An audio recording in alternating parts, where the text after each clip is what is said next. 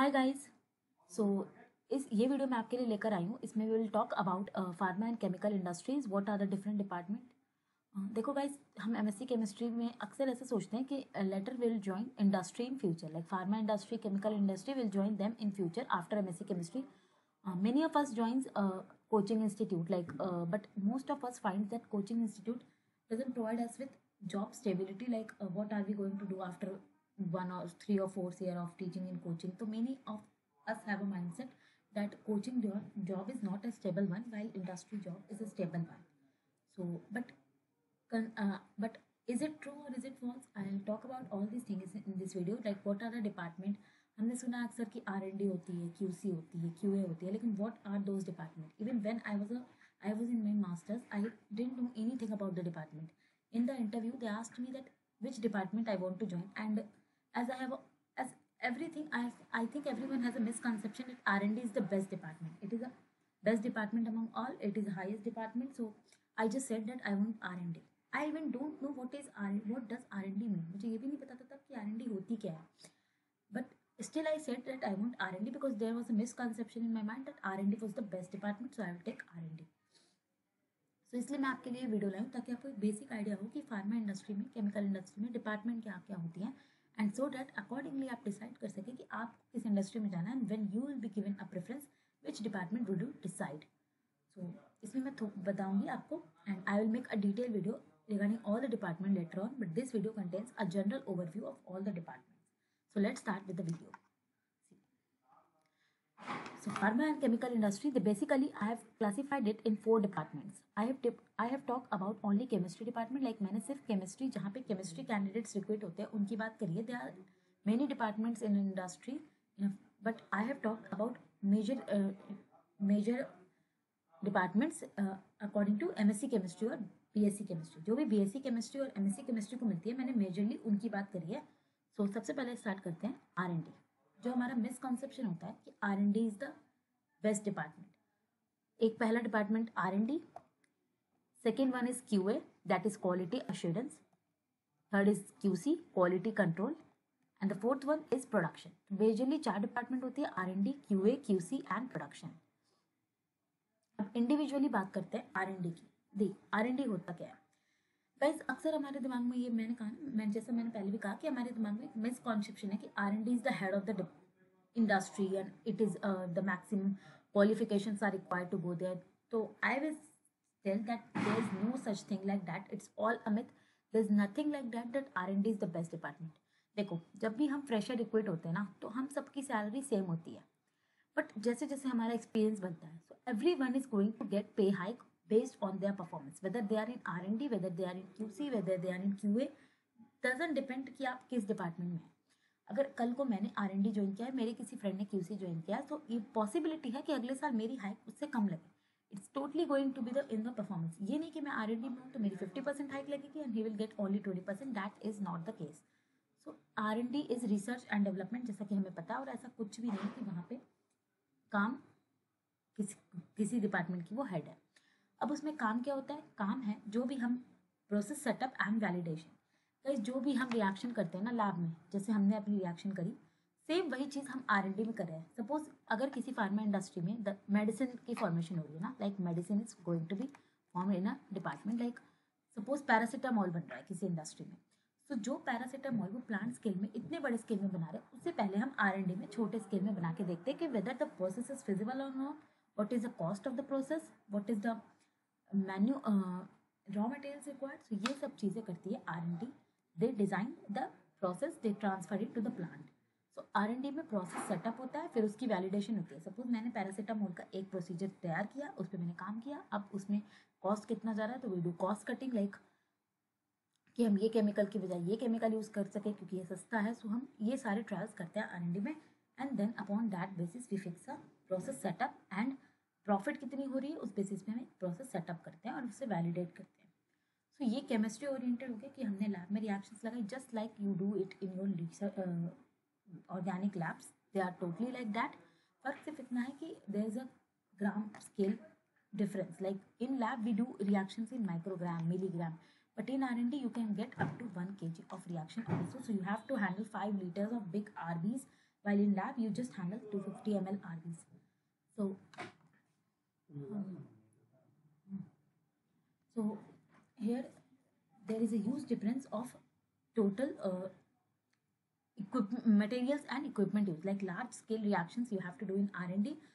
KG reaction पे हम लगा के देखते कि क्या हमारा जो हमारी एमजी में प्रोडक्ट बन रही है क्या वो हमारी केजी में बन रही है या नहीं बन रही है. सो डिफरेंस आती है ना. We have to handle 5 litres big RBs and all you have to do it on your set. एक जो काम आप लैब में कर रहे हो मैनुअली वो आपको R&D में करना है. So it's basically a manual exposure and a chemistry exposure also.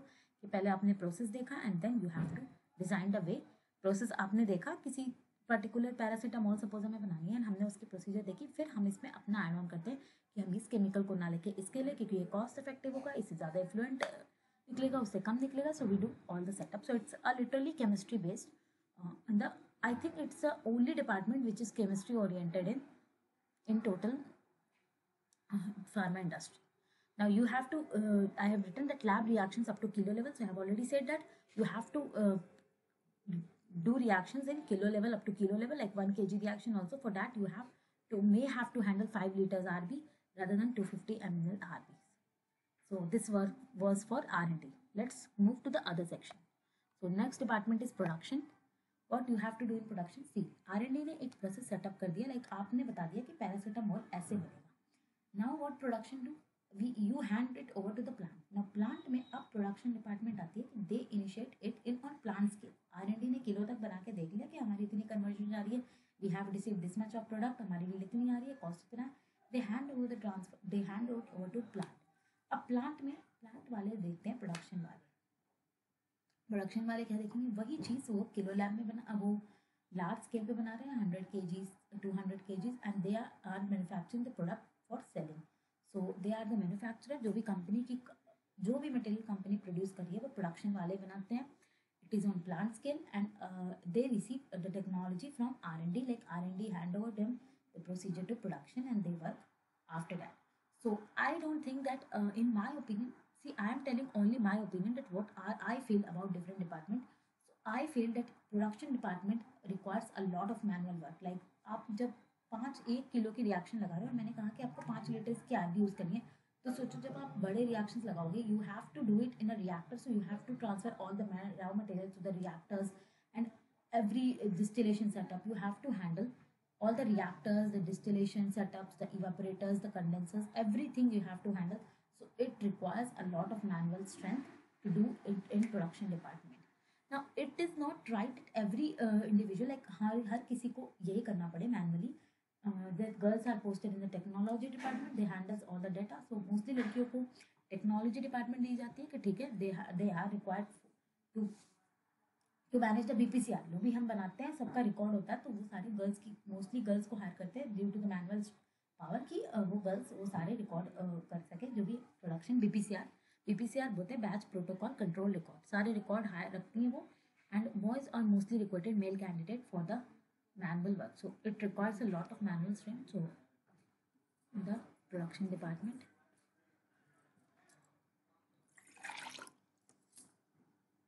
And the next department, so let's move to the third department. This is QC department. So now what is this associated to? It is associated to quality oriented approval of goods and files and protocols. See what is QC? QC means quality control. जो भी product plant पे बन रहा है. Okay. सो हमें कैसे पता चलेगा कि हमने पैरासीटामोल सिंथेसाइज किया है? So we have to pass it to the quality department. Suppose हमने सेट किया कि इस पैरासीटामोल की pH 5 होनी चाहिए. तो अब ये QC में जाएगी जहाँ उसकी pH चेक होगी कि हाँ इसकी pH 5 है. Now it is approve to go to the next stage. उसी तरह मान लो हमने बना लिया प्रोडक्ट, हमारा पैरासीटामोल सिंथेसाइज हुआ. जब हमने इसकी HPLC रन की तो हमने देखा कि पैरासीटामोल की प्योरिटी आ रही है लाइक 99%. तो हमने एक लिमिट सेट करी हुई R&D ने कि R&D के डिपार्टमेंट ने कि 98% से ऊपर जाएगी तो हम अब इसे अप्रूव कर देंगे. So, अगर QC वो फिर वही जो प्लांट में बन रहा है वो QC जाता है and they run it on HPLC to check what is the purity. If the purity passed it, then the product is passed, and if not, then product is transferred back to plant and they purify it and then send it again to QC. So QC का काम होता है mainly quality check करना कि product में जो हमने manufacture किया है बेचने के लिए गुड्स उनकी क्या क्वालिटी है. So what is required in QC department? So QC department basically is analytical development. Like आपको HPLC रन करना पड़ेगा. You have to do pH. You have to check water content. For that you have to use Carl Fisher's GC and everything. All the equipment is used in QC. So guys, basically I think that it requires a less manual work but more mental strength. Like आपको एक particular chair मिलेगी, आप बैठो, pH check करो and आ जाओ. So it does not require so much manual work that it requires in production department. So I would say tell that QC department requires little less manual work. Basically girls are recruited for QC department because less manual work is required. So they prefer to hire girls. Just मैं अपनी opinion बता रही हूँ कि मुझे क्या लगता है. And I also think that this is good for girls. बात करते हैं केमिस्ट्री ओरिएंटेड की. सो केमिस्ट्री ओरिएंटेड ये डिपार्टमेंट थोड़ा सा कम है. आपको इक्विपमेंट यूज आना चाहिए, ठीक है. उसमें आपने केमिस्ट्री जान ली, बट आपने एक बार उस सबकी केमिस्ट्री जान ली. So there is nothing more to learn. Like आपको पता लग गया कि HPLC चलानी है और आपने पैरासीटामोल ऐसे देखना है, आपने सीख लिया, फिर आप रोज बस उसकी HPLC चला रहे हो. So I feel like there is not much more to learn. If you want to learn, you can learn it. अपने HPLC चलाए and daily you have to do quality check. So this is the work of QC department. I think it has little less to learn and it is little less chemistry oriented. So in my opinion views, so this is the work of QC department. Let's move to the last department, QA, quality assurance. देखो अब ये क्या करती है. They are basically data oriented. जो भी चीज़ें R&D में बनी प्रोसेस सेट हो गया. हमने कहा कि हमारी प्रोडक्ट की R&D वालों ने कहा कि उनके प्रोडक्ट की प्योरिटी 90% जा रही है, 99% एंड विल कॉस्ट इतना आ रहा है. तो QA डिपार्टमेंट वेरीफाई करती है कि उन्होंने बनाया, उन्होंने डेटा दिया है. So they do the verification of all the datas कि क्या वो सही कह रहे हैं, क्या उसकी प्रोडक्शन इतनी गई थी. वो सारे डेटा चेक करती है. जो भी QC में पास होती है बैच, फिर वो QA में जाती है. QC वाले सारा एश्योर करते हैं कि हाँ ठीक है, हमारी क्वालिटी में पास हो रहा है जो भी हम गुड्स बेच रहे हैं, एंड pH में पास हो रहा है, सब कुछ में पास हो रहा है. And they transfer the sheet to QA, protocol to QA for data keeping. So QA is mostly the data keeping department. Like quality assure करती है वो कि हाँ उसके पास सारे proof है to assure कि हमारा product सही बन रहा है. So they are called quality assurance. So mostly it requires computer work because आप data save करोगे तो you require to build Excel sheets, Word sheets and every files you have to find. And they do the audit and verification. Like audit करती है वो कि हाँ quality control में काम कैसे हो रहा है, क्या वो लिख रहे हैं तो वो सच से पास कर रहे हैं कि नहीं. So these work required under quality assurance department. अब आप खुद ही समझ सकते हो कि डेटा ओरिएंटेड है तो केमिस्ट्री ओरिएंटेड कितना होगा. So this department is also not chemistry oriented. अगर आप ऐसा सोच रहे हो कि आप केमिस्ट्री में अच्छे हो तो आपको केमिस्ट्री की फील्ड में जाना चाहिए, then this department is not good. And guys basically मैं यही कहूँगी कि किसी भी इंडस्ट्री में केमिस्ट्री का एज सच यूज बहुत ज़्यादा नहीं है. अगर आप मोस्टली डिपार्टमेंट देखो तो ठीक है, आपने लिटरेचर पढ़ा है, बट लिटरेचर एंड इंडस्ट्री काम करना बहुत अलग अलग चीज़ें हैं. So there is not going to be a lot of chemistry work जैसे आपको लगे कि मैं केमिस्ट्री में बहुत तेज हूँ तो मैं ये कर सकता हूँ, वो कर सकता हूँ. I will tell that this is not the case. ये सही नहीं है. This are all myth. QA में मैंने बताया कि डेटा ओरिएंटेड काम होती है. You have to keep the data, they have to keep the track record. So personally I feel that QA department is good for girls because you have not to do a lot of manual work. There is no manual work. You have to sit before the computer and you have to do the work. But it requires a lot of mental peace because मुझे लगता है कि मुझे computer के सामने से sir दिखा दिया जाए तो मेरे सर में दर्द होने लगता है.